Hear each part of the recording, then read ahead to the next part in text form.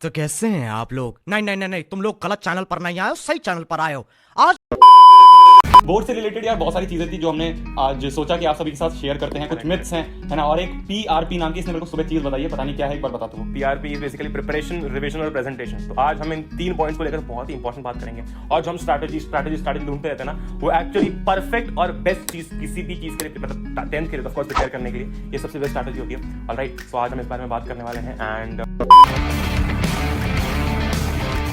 Basically यार जैसे कि हमने बात की थी प्रिपरेशन, रिवीजन और प्रेजेंटेशन की, तो सबसे पहला जो सेगमेंट है वो है प्रिपरेशन का। एंड देखिए यार, प्रिपरेशन में क्या चीज़ है कि मैंने काफ़ी बार आपको बोला था कि हम एनसीईआरटी इसको बहुत ज़्यादा मतलब छोड़ देते, इग्नोर कर देते हैं। हम कहते हैं ये बुक ले लेते हैं, यहाँ से ये बुक उठा लेते हैं, वहाँ से ये बुक उठा लेते हैं, अच्छा इस वाले भैया ने ये बुक बोली, इस वाली दीदी ने ये बुक बोली, इसने ये बोला, ये उठा लेते हैं। वो सब चीज़ें ठीक है, वो सब चीज़ें जब आप एक बार एनसीईआरटी एक बार थ्योरी कवर कर लो।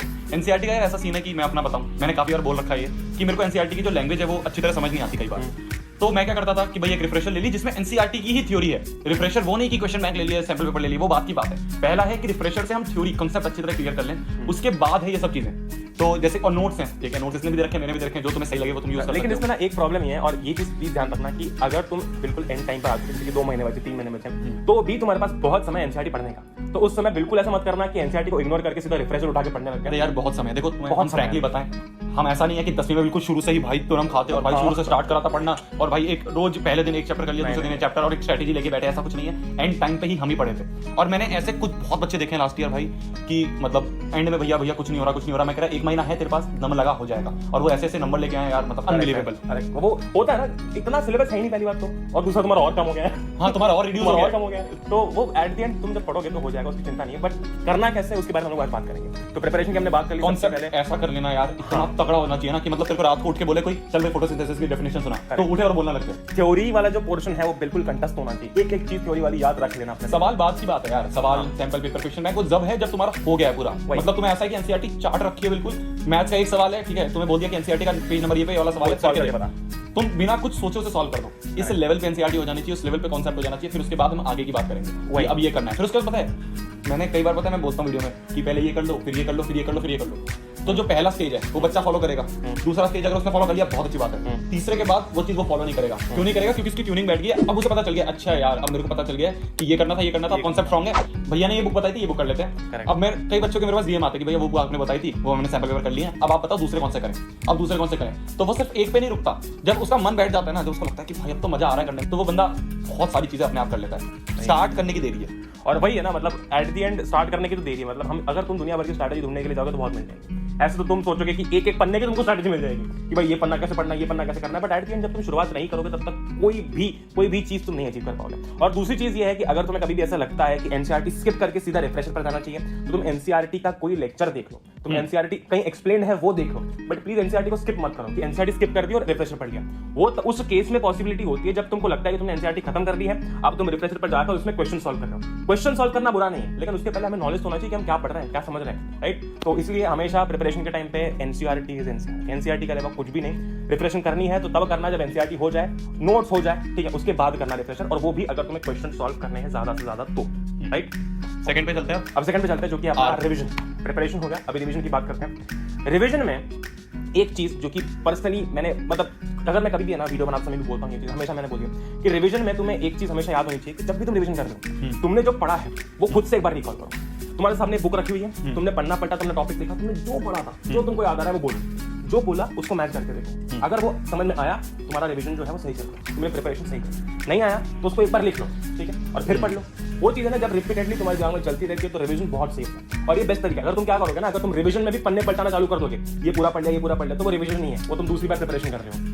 रिवीजन में एक और चीज क्या थी कि बच्चे बोलते हैं कि भैया पहला ऐसा कर लेते हैं 10 चैप्टर खत्म कर लेते हैं, फिर उसके बाद रिवीजन स्टार्ट करेंगे। हाँ, मैंने ऐसा नहीं होगा, ऐसा नहीं होगा, तुम भूल जाओगे वो चीज। जो पहला चैप्टर पढ़ा था वो 2 महीने बाद तुम्हें कैसे याद आ जाएगा, और वो पहला चैप्टर तुम बाद में रिवाइज करने जाओगे ना, वो एक्चुअली रिवीजन नहीं होगा, उसको फिर से पढ़ना पड़ेगा, नहीं कहेंगे उसे।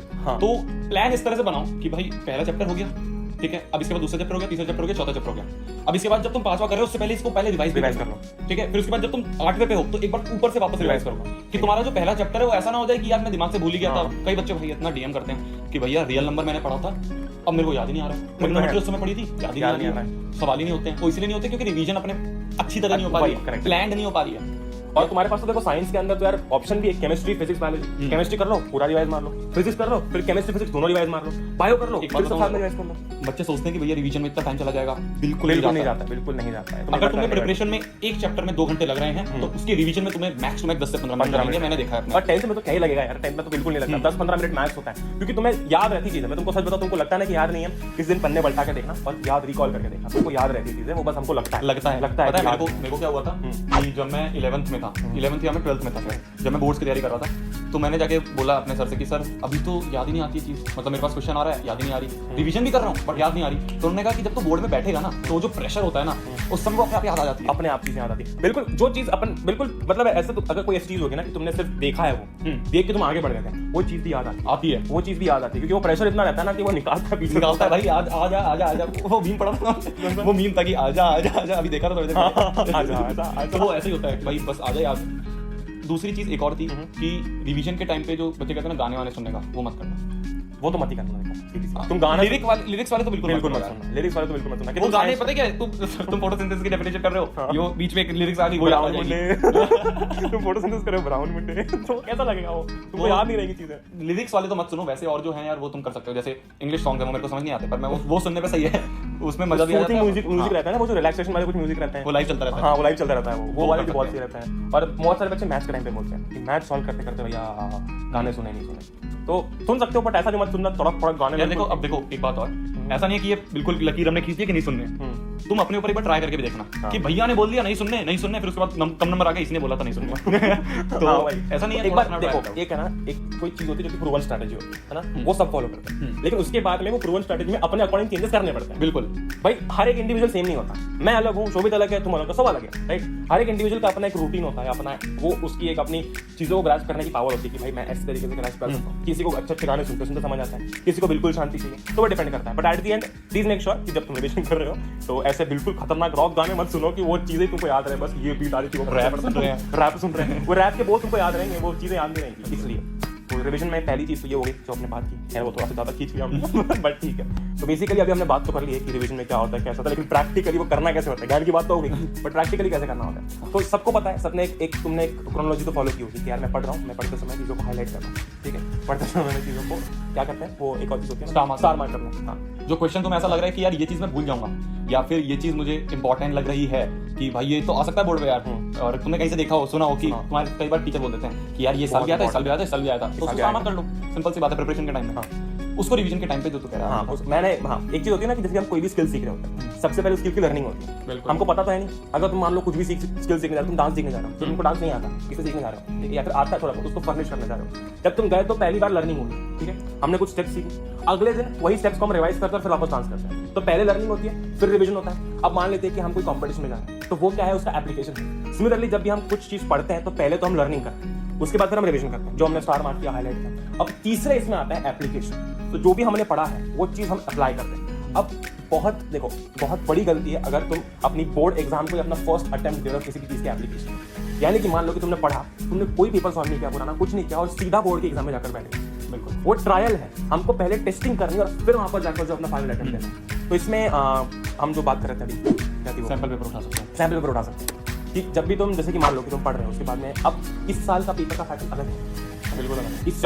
सिलेबस अलग है, ठीक है। तो इस साल के पेपर कैसे आएंगे वो हमको एक आइडिया देते हैं सैंपल पेपर, ठीक है। तो जब भी तुम पढ़ रहे हो, जैसे कि मैंने बोला लर्निंग, रिवीजन, फिर सैंपल पेपर। सैंपल पेपर में यार एक चीज और, मैंने जैसे पूरी एक वीडियो बना रखी है सैंपल पेपर की, उसमें ये चीज है कि 3 घंटे बैठ के देना, जैसे हम बोर्ड में देते हैं, ठीक है। ये नहीं है कि हम बेड पे लेटे लेटे देख रहे हैं यार ये सवाल अरे ये तो आसान है, हो जाए, ये नहीं करना। फिर क्या मतलब ही क्या रह गया, तुम्हें वहां जब तुम बैठे हो वो वाला एनवायरनमेंट बनाना पड़ेगा। नहीं है घर में कोई बात नहीं, एक कोना ले लो, बिल्कुल रात में कर लो, कोई दिक्कत नहीं है, बट वो वाले एनवायरनमेंट में बैठो, वाटर बॉटल लेके बैठो कि भाई अब 3 घंटे में बैठूंगा, कोई बात नहीं, 3 घंटे में पहले अटेम्प्ट में सॉल्व नहीं हो रहा, वो अलग बात है, ज्यादा टाइम लगता है, पहले शुरू में तुम्हें 12 घंटा भी लग सकता है, तो मैंने कई बच्चे देखे हैं, बट पहला कर लिया, दूसरा कर लिया, तीसरा कर लिया, 12 से एक बार 11 हुआ, 10 हुआ, उसके बाद वो तुम पेस में आ जाओगे। वही पेस तो लानी है जिससे कि भाई गलतियां हम पहले कर लें, जिससे कि हम दो ना करें। मैंने ये चीज पहले भी बता रखी है कि यार तुम अपने कभी भी फाइनल कोई भी अगर तुम्हारा गोल है जो तुम करने जा रहे हो, वो तुम्हारा पहला अटेम्प्ट नहीं होना चाहिए। उस चीज को तुमने ऑलरेडी बहुत बार प्रैक्टिस कर रखा हो। अगर एग्जाम दे रहे बोर्ड की, तो वो बोर्ड के एग्जाम का एनवायरनमेंट तुम घर पे बनाओ। और पता है सैंपल पेपर ऐसा ना करना कि कि पुराने साल का कोई ले लिया, हाँ नहीं पैटर्न चेंज है, पैटर्न चेंज है। सैम तुम प्रीवियस ईयर क्वेश्चन पुराने साल की करोगे, प्रीवियस ईयर तो प्रीवियस ईयर। कई बच्चे मेरे को बोलते हैं कि भैया ये आपने बोली थी वाली बुक, ये तो भैया के पास रखी हुई है, वो कर लेता हूँ। यार अगर सिलेबस चेंज ना होता ना तो मैं क्या कर ले, वही सिलेबस चेंज हो गया, पैटर्न बहुत ज्यादा चेंज हो गया है, वो जो केस बेस्ड क्वेश्चंस हैं वही सब। तो मतलब देखो अगर तुमने कोई ले ली है तो अलग बात है कि बच्चे बोलते हैं भाई हमने ले ली, अब आप बोल रहे हो ये वाली ले लो, हाँ वही, वो तो हम पूरा एनालिसिस करके बोल रहे हैं ना कि भाई सारे के सारे पब्लिशर्स अच्छा करते हैं यार, ठीक है, वो अपना बेस्ट करने की कोशिश कर रहे हैं। बस मेरे को जो अच्छी लगी वो मैंने बोल दी, इसको जो अच्छी लगी उसने बोल दिया कि भाई ये वाला तुम यूज कर सकते हो, ये वाला यूज कर सकते हो। मैंने उस वाले का नाम लिया था, मैंने सारी देखी थी, ठीक है, जितनी भी हैं। मैं गया था दुकान पे, मैंने कहा भैया दे दो जितनी भी है तुम्हारे पास। अब उसके पास जितनी थी उसने मेरे को दे दी, मैंने लाई, मैंने देखा यार इसने ये डाल रखा है, इसने ये डाल रखा है, इसके आंसर ऐसे हैं, इसने टॉपर शीट इंक्लूड करी या नहीं करी। वो तो सही है, बट पर्सनली मैंने मेरे टाइम पे भी उस वाली यूज की, but I am not lying, but मैंने उस वाली यूज की। अच्छा, इट इज गुड, मतलब अगर तुम सैम्पल पेपर के मामले में बात करो तो it is good, like you can use it. और दूसरा ये भी होता है कि जब भी हम सैम्पल पेपर सॉल्व करते हैं तो यार दो चीजें होती हैं, तो सैम्पल पेपर की क्वालिटी और दूसरा क्वेश्चंस। पैटर्न इतना इंपॉर्टेंट होता है जितना होता है, बट वो क्वालिटी और क्वेश्चंस भी इंपॉर्टेंट होते हैं। तो या मतलब यू कैन ट्राई, अगर तुमने दी रखी है देखो, तो इस साल की अगर दी है तो बोल रहा हूँ, तो तुम कोई भी, तुमको ऐसा जरूरत नहीं है कि तुम नहीं लो, it's well and good. But अगर नहीं लिया तो you can surely try any one of that, you can try उस वाले दैट्स वेल। पर उसमें क्या है कि कई बच्चे बोल रहे हैं कि भाई हमने ये वाली ले ली है, तो ऐसा नहीं है कि वो ले लिए, तो कई बच्चे होते हैं ना कि भैया अब दूसरे करने का मन कर रहा है। हाँ तो हाँ, मतलब मतलब वही अगर तुमने पहला कर लिया, तुमने कर लिया 10-15 पेपर सॉल्व, दूसरी उठा लो। तो ऐसा है कि ऐसा नहीं है कि एक ही साथ स्टिक करेंगे, वही वो हो गई, अब इस वाली को उठा लेते इस हैं, वाली को अब इसको उठा उठा लेते हैं, इस तरह से हम कर लेंगे। वही कर सकते हो। तो ऐसा नहीं है कि मतलब सैंपल पर सॉल्व के पास हो गया, टाइम है तो करो, इतना टाइम है, आखिरी मोमेंट तक हमको लड़ना होता है। बिल्कुल वही, तो ये चीज़ है। तो बेसिकली हमने बात कर ली थी प्रिपरेशन की, फिर हमने बात कर ली रिविजन की, अब हम बात करने वाले लास्ट पॉइंट की जो कि है प्रेजेंटेशन। प्रेजेंटेशन में मेरे पास मैंने बहुत मेल्स देखे हैं, मैंने बहुत इवन मैंने फोटोज भी देखे, भैया ये हमारी हैंडराइटिंग। अरे हाँ, मेरे पास बहुत डीएम आए कि भैया ये वाली पहले कर रहा था, अब ये कर रहा हूँ, बताओ कौन सी अच्छी लग रही है। Handwriting does not matter until and unless your words are clear. अगर तुम्हारे शब्द अल्फाबेट्स क्लियर है, हैंडराइटिंग मैटर नहीं करता। हैंडराइटिंग तब मैटर करेगा जब हमारी प्रेजेंटेशन भी अच्छी नहीं आ रही है और हम जो लिख रहे हैं वो समझ में नहीं आ रहा है। बट मैं तुमको बताऊं तो प्रेजेंटेशन के समय पे तुम्हारा 80% तुम कैसे प्रेजेंट कर रहे हो, तुमने कितना ब्यूटीफुली लिखा हुआ है, मैटर करता है rather than that 20% of handwriting. अगर हैंडराइटिंग खराब भी होती है, दिखने में वो पेपर अच्छा दिखना चाहिए। प्रेजेंटेशन को ना हम गलत मीनिंग लेते हैं। हाँ, गलत meaning. Presentation is not equal to handwriting. पहली बात तो ये। प्रेजेंटेशन का मतलब क्या मैं तुम्हें बताता हूँ। तुम्हारे सामने एक 4 साल का बच्चा बैठा है, वो तुम्हारा वो है जो बंदा पेपर चेक कर रहा है, उसे मानो वो तुम्हारे 4 साल का एक बच्चा बैठा हुआ है सामने, उसे तुम्हें वो चीज समझानी है जो तुमने लिखी है। हाँ, तो प्रेजेंटेशन का मतलब होता है समझाना, जिससे कि टीचर को समझ में आए कि हाँ यार इस बंदे में नॉलेज है। ये नहीं है कि इस बंदे की हैंडराइटिंग अच्छी है क्या, इसने कैसे कलर यूज करे यार, इसने वो जो डायग्राम कौन सा होता है वो चित्र वाला होता है ना, वो विज्ञापन, इतना सुंदर विज्ञापन बनाया है। विज्ञापन मैं तुमको विज्ञापन के बोल देता हूँ मैं, विज्ञापन में यार तुम बिल्कुल भी तुमको चित्र करने की जरूरत नहीं करनी है। विज्ञापन अगर तुम मार्केटिंग के एंगल से भी देखते हो तो भी प्रोडक्ट का मैक्सिमम नॉलेज देना है। बस प्रिपरेशन का मतलब है कि तुम कितनी अच्छी तरह समझा पा रहे हो टीचर को, बस इससे ज्यादा कुछ नहीं है। पर तुम्हारे सामने 3 साल का बच्चा बैठा है, उसे बताना है कि भाई ये वाला जो सवाल है इस तरह से सॉल्व हुआ है, तो तुम उसको बताओगे ना इसमें ये वाला फॉर्मूला है, उससे कहते हैं ब्रैकेट में साइड में फॉर्मूला लिखना। तो मतलब ऐसा हो कि हमको यार सामने वाले व्यक्ति को कैसे समझना है कि सामने वाले को कुछ नहीं आ रहा है, हमको बताना है यार ये ऐसा होता है, ये ऐसा होता है। क्योंकि किसी भी चीज में जब तुम किसी को कुछ सिखाते हो, बताते हो, तो यही समझ के चलना होता है कि अपनी नॉलेज जो है वो बेस्ट तरीके से प्रेजेंट करनी है। That is presentation. पता है मैं लास्ट ईयर बच्चों को ये बोलता था एक वर्ड कि यार कि पता है लीजेंड कौन होता है, लीजेंड वो होता है जो कम पढ़ के भी अच्छा स्कोर करे। मैं ये लाइन बोलता था हमेशा। वो क्यों? क्योंकि मैं कह रहा हूँ ना तुम्हें कि ऐसा नहीं है कि तुमने सब चीज पढ़ रखी हो, तुमने कितनी अच्छी तरह लिख रखा है। हाँ, कॉलेज में ये चीज होती है अपने साथ, पता है कॉलेज में यही होता है। 2 दिन में अपन सिलेबस खत्म कर रहे हैं। अब वो ऐसा तो है नहीं 2 दिन में अपन 2 बुक खत्म कर रहे हैं, नहीं, हम 2 दिन में ये देख रहे हैं कि यार किस तरह से हम लिख सकते हैं जिससे कि टीचर को लगे कि और ये तो हर जगह होता है ना कि मिनिमम इनपुट मैक्सिमम आउटपुट। हाँ, वो चीज हमें वहां पे लिख के आनी है, उसे कहते हैं प्रेजेंटेशन। वही, और वो चीज बहुत इंपॉर्टेंट। अभी तुम देख रहे हो यार यहाँ पर तुमको कुछ टॉपर की जो पिछले साल की जो कॉपीज थी वो दिख रही होंगी। अब तुम बोलोगे भैया इनकी हैंडराइटिंग तो अच्छी है, तो वो ऑफ कोर्स अच्छी लग रही है तुमको, लग रही है क्योंकि उसने प्रेजेंटेशन अच्छी करी है। प्रेजेंटेशन अच्छी करी। अगर प्रेजेंटेशन में यार एक चीज भी बहुत इंपॉर्टेंट है, तुम्हारी हैंडराइटिंग कितनी भी सुंदर हो, कितनी भी, तुमने अगर 1000 जगह कट मार रखे ना तो नहीं अच्छा लगेगा सामने वाले को। और हमेशा ट्राई करना, आगे जाके काटापीटी होती है, वो तो सबसे होती है, बट ऐसा नहीं कर रहा है कि कट मारते मारते पूरा पिचड़ कर दिया, वो ब्लू से वो कर दिया। नहीं, एक कट मारो, दिखना चाहिए कि कट है। सही कह रहा है। अगर तुम किसी चीज को कैंसिल कर रहे हो तो बस सिंपल एक लाइन, बस खत्म। ये नहीं कि उस पे लगे हुए दिखना जाए, ई ना दिख जाए, एफ ना दिख जाए, वो पीछे छप जाता है, पता है, और वो उसको गंदा लगता है यार, गंदा लगता है ना वो, तो तुमको क्यों करना है ऐसा। एंड प्रेजेंटेशन में एक और चीज होती है, बहुत सारे बच्चे बोलते हैं कि भैया कौन सा सेक्शन पहले करना चाहिए, तू बता इससे।